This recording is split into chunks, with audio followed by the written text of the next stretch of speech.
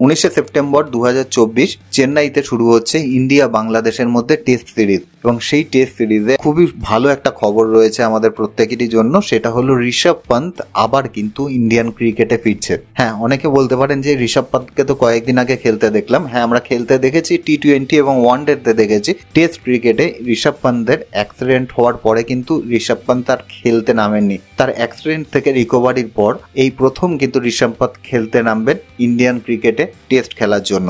তা ভারতীয় ক্রিকেট বাংলাদেশের এগেনস্টে যে টেস্ট খেলা হচ্ছে তার যে দলটি আছে সেই দলের ঘোষণাও করে দিয়েছেন। সেখানে যে দল ইন্ডিয়ান ক্রিকেট ঘোষণা করেছে তাতে ক্যাপ্টেন হিসাবে রোহিত শর্মা, যশস্বী জয়সওয়াল, শুভমান গিল, বিরাট কোহলি, কেএল রাহুল, সরফরাজ খান, ঋষভ পন্ত, ধ্রুব জুড়েল, আর অশ্বিন, রবীন্দ্র জাদেজা, অক্ষর প্যাটেল, কুলদীপ যাদব, মোহাম্মদ সিরাজ, আকাশদীপ, জসপ্রীত বুমরা আর ইয়াশ দয়াল। এর মধ্যে সব থেকে বড় খবর যে বাংলা থেকে কিন্তু আকাশদীপ ইন্ডিয়ান ক্রিকেটে আবার চান্স পেল খেলার জন্য এবং আমাদের প্রত্যেকেরই আশা থাকবে যে আকাশদীপ একটা ভালো পারফরমেন্স দেবে। অন্যদিকে রয়েছে মুকেশ কুমার, যিনি কিনা 3টে টেস্ট ম্যাচ এর আগে খেলেছেন, কিন্তু এইবার যে টেস্ট সিরিজ হতে যাচ্ছে সেখান থেকে ওনার নাম বাদ দেওয়া হয়েছে। ওনার বদলে ইয়াশ দয়ালকে চান্স দেওয়া হয়েছে 16 জনের দলে। এখন দেখার ফাইনাল 11তে উনি চান্স পান কি পান না।